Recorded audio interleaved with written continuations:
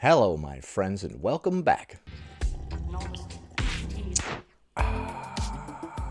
Today, we're going to be taking a look at a couple of clips from Fierce Fatty, one of which she says that food addiction isn't real, and also that there's never been a diet that has ever worked. Ever in the history of mankind. She goes on to say a bunch of other equally ridiculous nonsense, so stick around to the end to see. If you would like to support the channel and become one of my fellow cynics, please consider joining channel memberships. You'll get a badge next to your name, access to custom emojis, as well as top priority in my comments. A join button is below, as well as a join link in the description of this video. Before we proceed, please click the like button so that I may apply comb to mustache.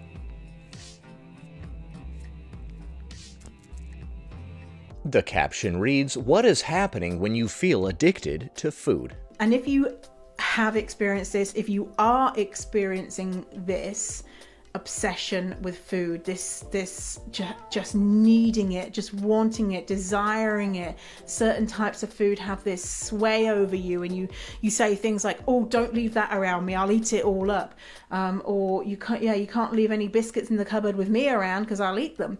You can't leave any biscuits in the cupboard with me around because I'll eat them. They call cookies biscuits over there for my American viewers. I know my American viewers were like, what the hell, biscuits? Who goes off the rails with biscuits? If you are experiencing those types of things, this is what is happening. So I call it the diet land swing. Okay, so it's not an addiction to food, okay? It's some mythical land swing. Diet land swing. So I want you to imagine a swing. A swing that you just swing on, a swing. Okay, this is very scientific. Go on. Like in the playground.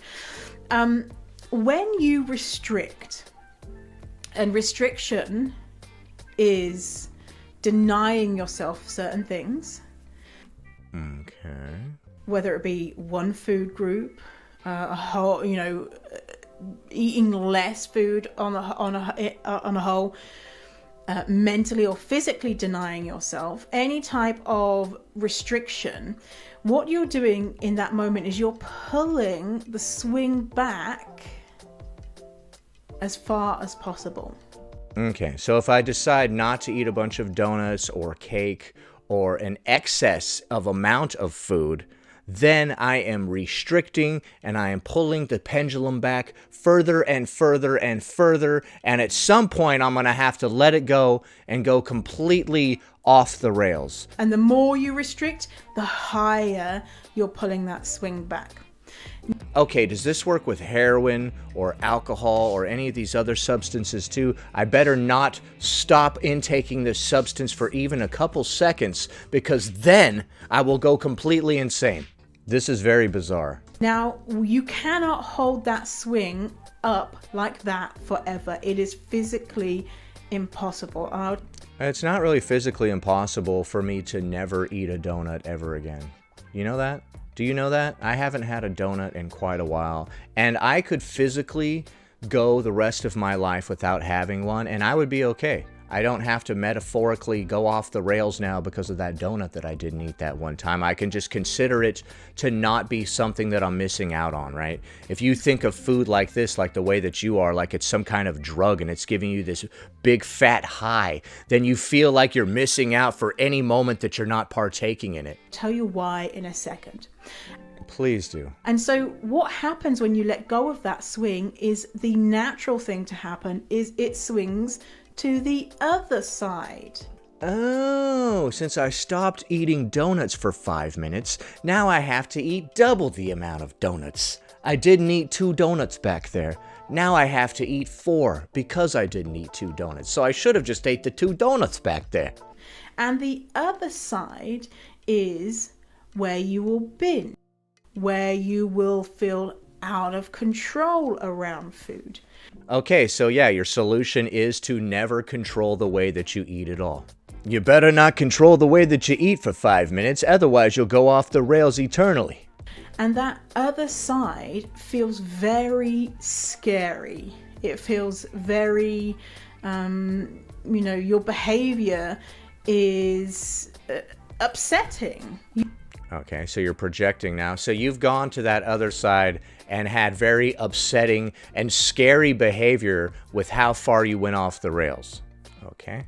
It's upsetting to be in that place where Is it? What did you do? you are where you're allowing yourself food. Now, you might physically be allowing yourself certain food, but you're not necessarily emotionally allowing yourself because you're beating yourself up.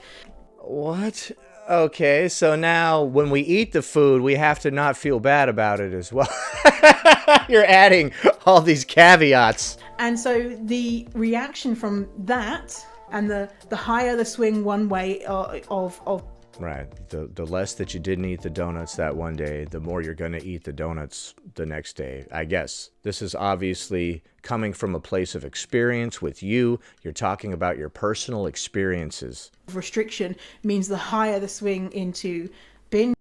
Well, I mean, you don't have to go completely off the rails just because you didn't eat a couple donuts that one time, you know? You're acting like this is inevitable, but it's not. If you're like, this is definitely going to happen and there's nothing I can do about it, then it's definitely going to happen and there's nothing you can do about it. That defeatist attitude will have you giving up before you even tried.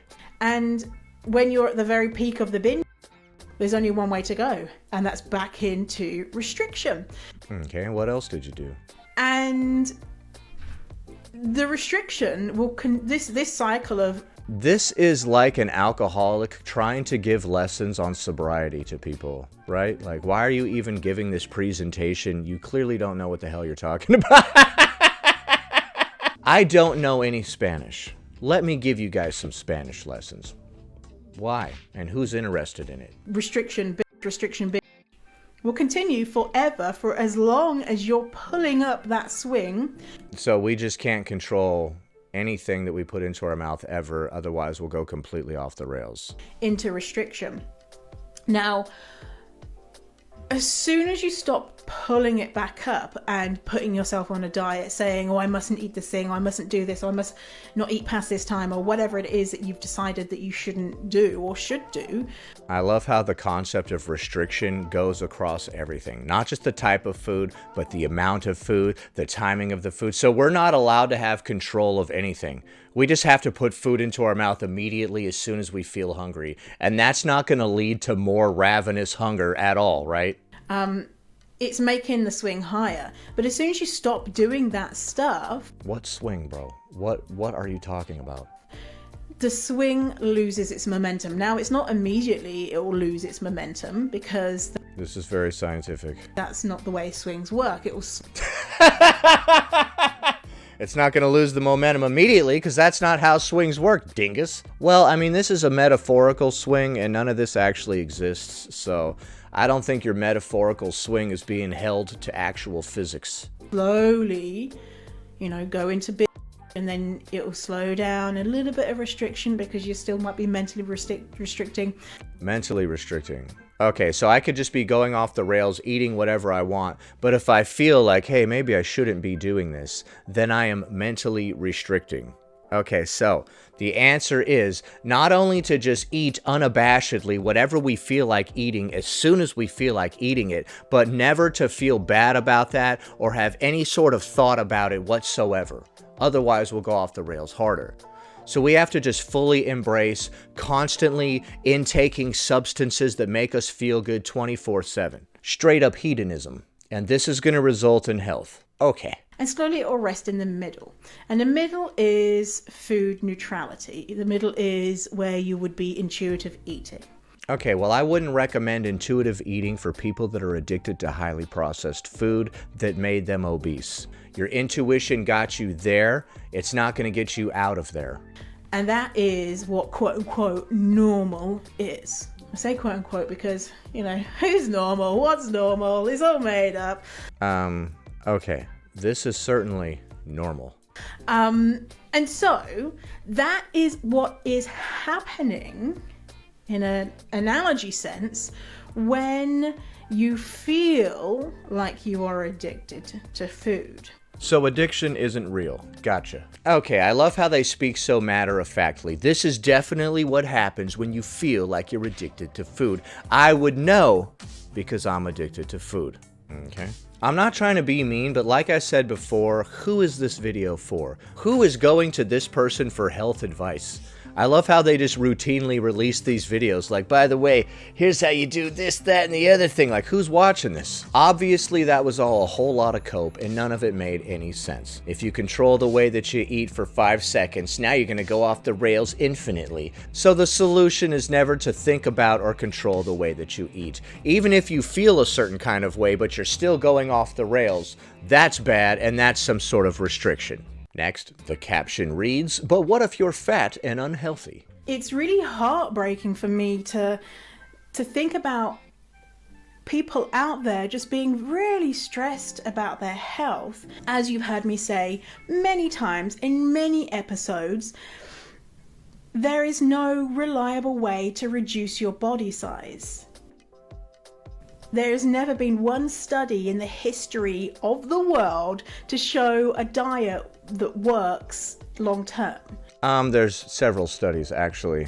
I have spoken to no less than 20 people who have lost the weight and kept it off for more than 10 years. So there's your study. They've done it. They are not physical anomalies. They are not superheroes. They're just regular people like you and me. And if they can do it, we can do it. I did it already. I've already kept this weight off for many years. This is coming off like an alcoholic saying that it's not possible to get sober ever, and nobody's ever done it. Like, actually several people have done it. We have several examples all around us of people that have lost the weight and kept it off for multiple years. Just because you couldn't do it doesn't mean that it can't be done. And whatever studies you pull out of your rear end are irrelevant, because I've talked to people that have done it, and I've also done it. We're all walking studies. Of course you can lose weight and, you can go and starve yourself or have a lifestyle change and lose weight. But in a year, 2 years, 3 years, 4 years, 5 years. So you can have a lifestyle change, but it only lasts for 5 years? Okay, then it wasn't a lifestyle change. Are you going to still be at that lower weight? Yes. Studies show no. No, actually the studies show yes. Here I am. I'm right here. Hi, it's me. I'm the study, it's me. And you can find countless people in my comments section that have lost inspirational amounts of weight and kept it off for years. Weight gain is not a mystery. And a byproduct is poorer health outcomes, mental and physical health. No, actually. I'm way healthier mentally and physically, and so are all the people that I've talked to that have lost weight. We don't sit around crying about what everybody thinks about us every time we enter a room. So dieting doesn't work to make your body smaller, it makes it bigger. No, diet just refers to the way that we eat, so it could literally mean anything. So when you say diets don't work, you're saying that eating food doesn't work.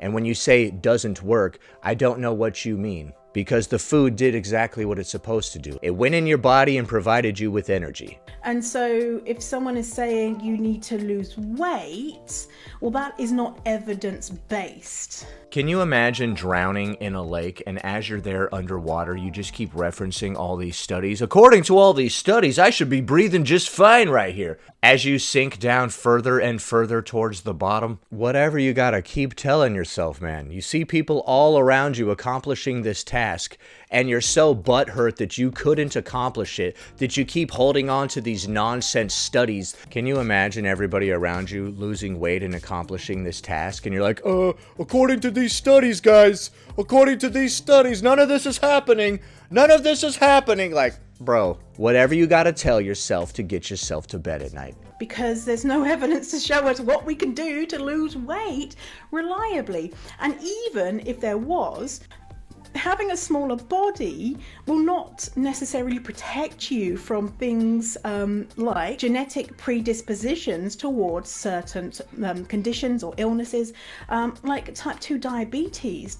What? You really just brought up type 2 diabetes, which is the one that you basically give yourself. Out of all the things to bring up right here, you brought up type 2 diabetes. Actually, studies show that losing weight does help with type 2 diabetes, and a lot of type 2 diabetes is caused by diet. No, this is not medical advice, and I'm not saying that losing weight will cure your type 2 diabetes all the time, but a lot of people have made positive changes to their type 2 diabetes through a change in diet and losing weight. weight. That was a moronic example out of all the things that you could have used right there. If you have type 2 diabetes, losing around 5% of your body weight can have real benefits for your health. If you have obesity, you are more likely to put your diabetes into remission if you lose a larger amount of weight, as quickly and safely as possible following your diagnosis. A quick Google search will reveal that losing weight helps with type 2 diabetes, and in many cases it goes away. No, that's not medical advice, and all of this is easily verifiable with a Google search.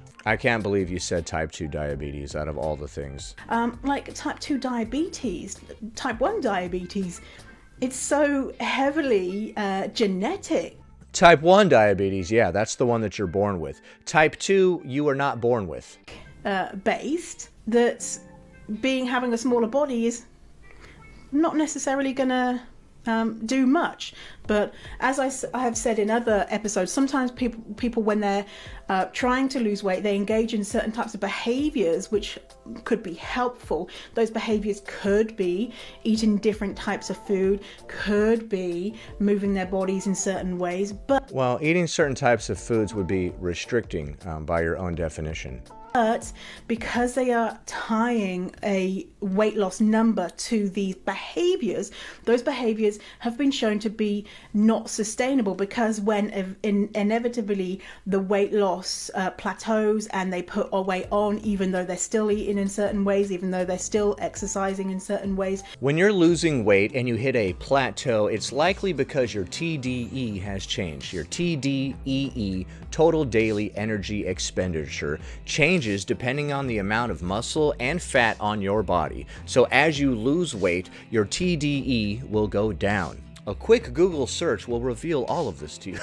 Have you ever heard of Google before? Hi, it's me in editing. Actually, it's your basal metabolic rate which goes down, which can result in a lower total daily energy expenditure. Thank you. People stop engaging in those behaviors. Whereas if you are focused on healthful behaviors outside of weight loss and a number on a scale, though. So if we try to engage in healthful behaviors, but we don't think about that darn number on the scale, then we'll be fine. But if we do try to do healthful behaviors and we pay mind to the number on the scale, that is not fine. Those behaviors are way more sustainable if you're doing it just because you want to improve your fitness level. Or it doesn't even make any sense that it's sustainable if you're doing it for this reason, but not for this other reason. The way that you're eating either works for weight loss or it doesn't. It doesn't really matter what your intention is. It's simple math, calories in, calories out. Your emotions have nothing to do with it. By the way, if that's a Blue Yeti mic, you're not using it correctly. It's a front register mic. It doesn't register out of the top. You want to happen to get a different variety of food into your life. Studies show they're way more sustainable if you're not doing it when you're focused on a number on the scale. Well, the number on the scale has to do with your health, so it's okay to focus on it somewhat. In my mind, it's black and white. There's no way that you can reliably lose weight. And so what do people who are small-bodied do in this circumstance? Well, there is a way to reliably lose weight. Many of us have done it. I'm sorry if you couldn't. They take medicine? Do they move their body more? Do they exercise in a certain way? Do they build strength? Do they eat more of a certain food? Perhaps try that. Okay, what? What? Perhaps try that. She doesn't know.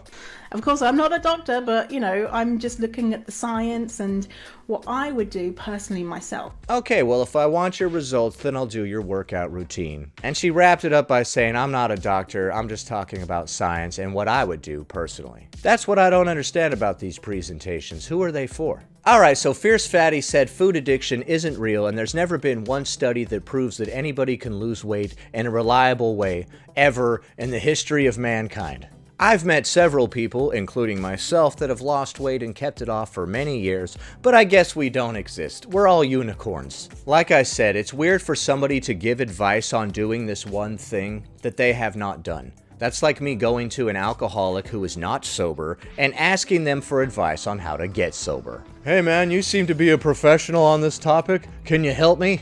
So what do you think of the clips that we just saw? Leave a comment below. Happy Tuesday, everybody. Anyway, That about does it. Thanks for watching, commenting, liking, and subscribing. And I'll see you in the next one.